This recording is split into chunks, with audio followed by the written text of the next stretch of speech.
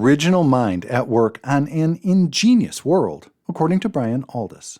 Planet of cataclysm and chaos. Nafar is a fantastic world of night demons, exploding trees, screaming plants, and living gems, where three races, all products of genetic engineering, the gigantic Rabu, the mannequin Kakano, and the unseen beloved, battle out their destinies in fear and trembling.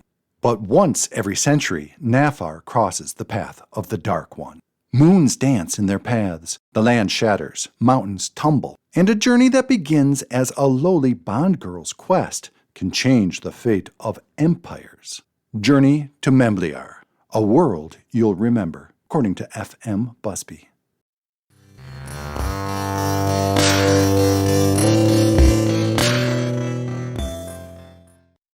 Genevieve Darlington is our town's leading thespian, the undisputed queen of the community stage, but Genevieve does not in truth exist. You see, she is the creation and not merely the stage name of Betty Tepp, who waits tables at Boskin's, with an apostrophe, a steakhouse that is worth a stop, which is what the sign says above the building. Betty Tepp is black-haired, dyed black, quiet, and surprisingly small, but not to say mousy. The only thing that gives her away are her eyebrows, which are drawn on, orange, and sometimes playful. Genevieve Darlington, on the other hand, is larger than life. She expounds and expands. She digs at the very root, forsooth. She calls forth, and she is answered by applause. I have never stood close to Genevieve. I have only ever looked up at her.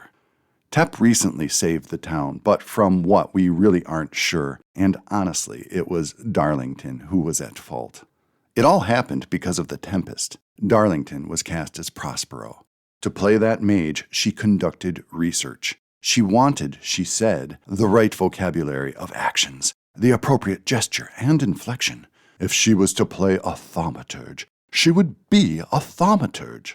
In brief, she ordered the wrong book from eBay, or it may just be that her performance was too good. After practicing for several weeks, she seems to have hit exactly the right notes while on stage, at the amphitheater at Bowling Park for the last outdoor performance of the year.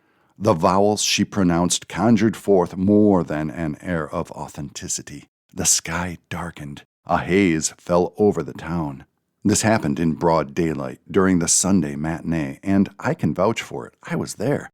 I thought it was an eclipse at the time it happened, and of course I wondered if it had anything to do with the blurring, because so many strange things have happened lately. There was a sound. It was distant at first. It sounded like nothing else, or maybe like a flock of birds, a vast flock, a million birds, but leather-winged and big, coming up from the bowels of the earth like a cyclopean belch, if you'll excuse me. Darlington, realizing what she had done, promptly fainted. She is famous for her faints, which seem exciting and dangerous. Fortunately for us, our own little Betty Tepp is made of sterner stuff than Genevieve Darlington. Betty rose from the ashes of Genevieve, pulling the blonde wig from her black hair as she stood. She crossed her arms in a hex sign and, speaking quietly but sternly, she issued syllables of inhuman origin. Her voice was inhuman. We realized then that Betty herself was inhuman. Or she was for that moment. The distant sound faded. The sky undarkened. There was a moment of silence, then a lone clap, then a crescendo of clapping.